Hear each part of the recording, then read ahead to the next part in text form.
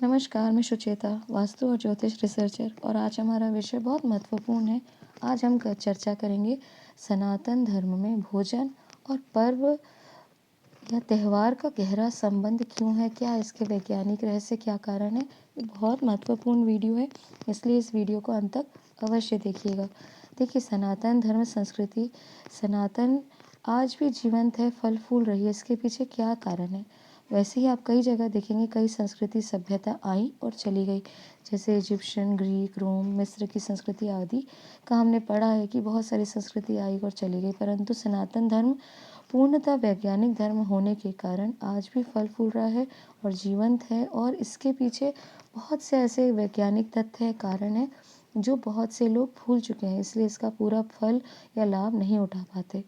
यहाँ हम पर्व त्योहार जो हम मनाते हैं, इसके साथ हमारे आहार को हम बहुत महत्वपूर्ण रूप से इसको जोड़कर देखते हैं। हर त्योहार का, हर पर्व का एक महत्वपूर्ण फल होता है, या एक तरीके से हम उसको बनाने की विधियाँ होती हैं, कुछ ऐसी डिशेज़ होती हैं जो हम इस समय ज़रूर बनाते हैं, या कुछ चीज़ें अवॉइड करते हैं। क्या कारण है, क्या इसके पीछे रीज़न है, इस पर आज हम चर्चा करेंगे।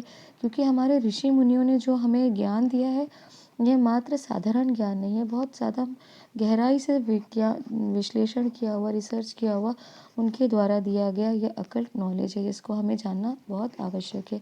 और यही हमारे ऋषि मुनियों ने हजारों वर्षों की 64 कलाओं का, जो योग, आयुर्वेद, ज्योतिष शास्त्र, वास्तुशास्त्र, गायन, नृत्य, गणित आदि का जो महान योगदान दिया है, उसके साथ ही अगर हम देखें तो सबसे महत्वपूर्ण रूप से अगर आप इसको समझना चाहें तो पाक शास्त्र इन 64 कलाओं में सबसे महत्वपूर्ण शास्त्र मेरे अनुसार मुझे ये प्रतीत होता है। क्यों पाक शास्त्र को मैं कह रही हूँ?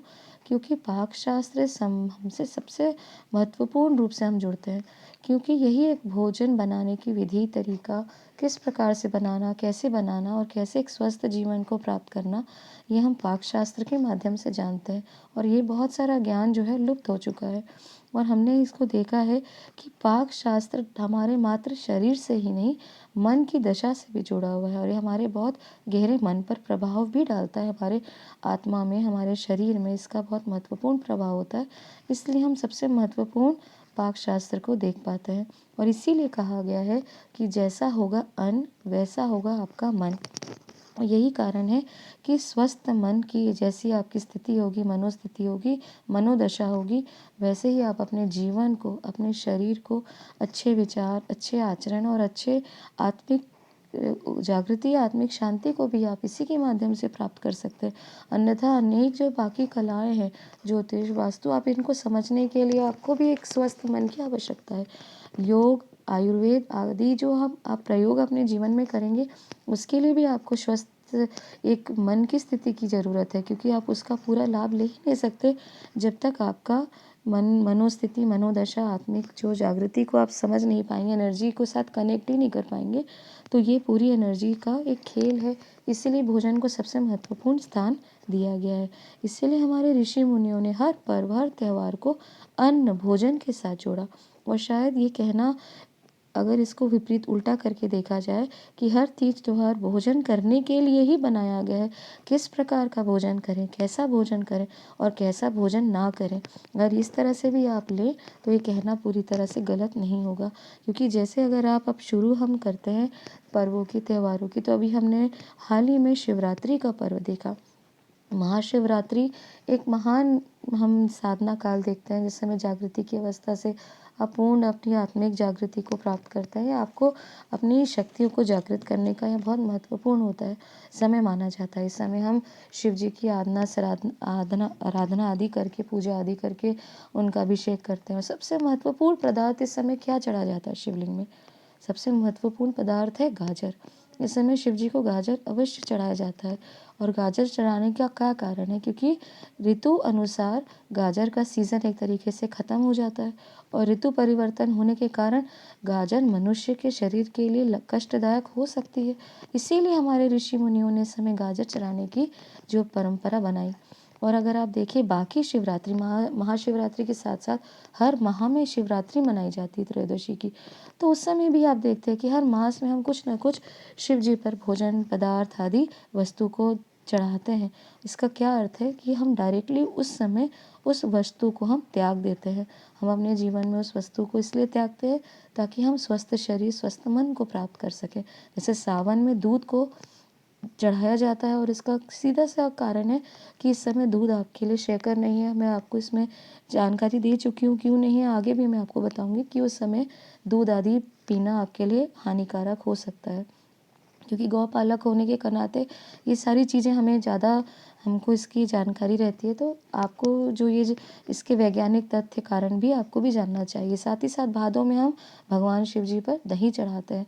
तो इस प्रकार से देखा जाए तो हर मास आदि में हम कुछ ना कुछ शिव जी पर चढ़ाते हैं और इसका कारण होता है कि कुछ समय उसकी चीज़ों को हमें अपने भोजन की जो है उस समय उस पदार्थ को हटा देना चाहिए। साथ ही साथ अभी हमने हाल ही में शीतला अष्टमी का पर्व मनाया।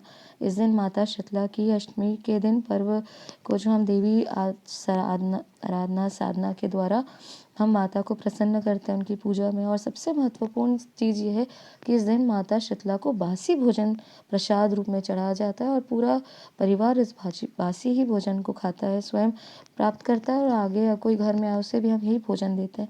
तो इसके पीछे क्या कारण है? इसका वैज्ञानिक कारण ये है कि गर्मियों में भोजन जल्दी खराब हो जाता है और शीतला अष्टमी वही दिन है जिसे आप पूरी तरह ठंडियों का आखिरी पूर्ण समाप्ति का दिन कह सकते हैं। इसी को हमारे ऋषि मुनियों ने पूर्ण समाप्ति का, ठंडियों का आखिरी दिन माना है और इसी दिन से ये बताने का प्रयास किया है कि आपको इस समय बासी भोजन त्याग कर हल्का सुपाच्य भोजन करना चाहिए। ग्रीष्म ऋतु अनुसार भोजन करना चाहिए। ऋतु अनुसार भोजन ही स्वास्थ्य के लिए उपयोगी रहेगा और हल्का भोजन माता के ऊपर इस समय सबसे महत्वपूर्ण चीज़ें और क्या दी जाती हैं?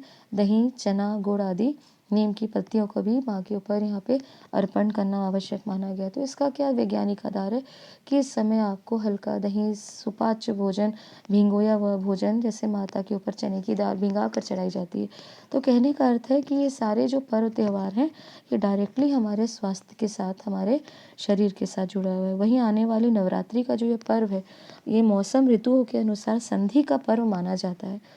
और आप जानते हैं कि दिन की संधि हो या महीने की या ऋतु की संधि हो, इस समय हमें भोजन निषेध हम मानते हैं, निषेध हम भोजन करते ही नहीं हैं। दिन में भी अगर जिस संधि काल मानते हैं जो हमारा शाम का समय विशेषकर या दिन में दोपहर का 11 बजे का समय, कुछ समय ऐसा रहता है कि हम उसमें भोजन नहीं करते और कारण यही है कि दो विपरीत करंट की स्थिति पैदा होती है और यही एक कारण है कि इस समय भोजन करने से आपके शरीर को इससे हानि हो सकती है। और यही नहीं, जब ये नवरात्र का समय होता है, जब आप जानते हैं 4 नवरात्र हैं, 2 गुप्त हैं और 2 प्रकट, तो इस समय जो भी हम साधना करते हैं, भोजन का त्याग करते हैं, साथ ही साथ अपनी एनर्जी को अपलिफ्ट करने के लिए, अपनी एनर्जी को जागृत ऊर्ध्व गति देने के लिए हम परम अम्बा माता आदि शक्ति की उपासना साधना करते हैं और इससे हम स्वयं आंतरिक शक्ति को भी हम अपनी जागृत करते हैं। साथ ही भोजन का त्याग करने से हमारे जो ये जो करंट की स्थिति यानी 2 ऋतुओं की जो संधि काल है उससे भी जो हमें होने वाले आगे जो ऋतु पूरा मतलब जो समय है कम से कम 6 महीने का समय, हम इस समय स्वस्थ रहते हैं अगर आप इस नियमों का पालन करते हैं। तो डायरेक्टली ये हमारे शरीर के लिए स्वास्थ्य के लिए आवश्यक है। इसलिए भोजन को मात्र पेट भरने के लिए या रस या आनंद लेने की स्थिति के रूप में ही नहीं मानना चाहिए, इसी तक सीमित नहीं रखना चाहिए, अपितु भोजन डायरेक्टली एक औषधि का एक दर्जा दिया गया है हमारे ऋषि मुनियों ने और इसीलिए ऋषि मुनियों ने हमें हित बुक, मिथ बुक और रित बुक की जो है अवधारणा से हमें जागृति दिलाई है। और इस पाक शास्त्र का महत्वपूर्ण जो पहलू यही है कि इस समय आप ऋतु को ध्यान रखकर और परिस्थितियों का ध्यान रखकर आप भोजन करें। साथ ही साथ अपने प्रकृति को ध्यान कर, वात पित्त और कफ की प्रकृति को ध्यान रख के आप भोजन करते हैं तो निश्चित ही आपके लिए ये भोजन औषधि का ही काम करते हैं और आपके स्वास्थ्य को आनंदित करने के साथ ही आपके मनोस्थिति को भी जागृत करते हैं, आपको आनंदित ये जो है आपके लिए महत्वपूर्ण रहता है। तो ये हम आपको समय समय पे जानकारी देते रहे हैं कि किस प्रकार से भोजन करना चाहिए, कैसा भोजन करना चाहिए, आप प्लेलिस्ट में जाकर देख सकते हैं। और आगे भी इस समय पाक शास्त्र से जुड़ी जानकारी आपको अब देखना हो, जानना हो तो हमारे चैनल को सब्सक्राइब करें, हमारे चैनल से जुड़ें। ये जानकारी यहीं तक, धन्यवाद।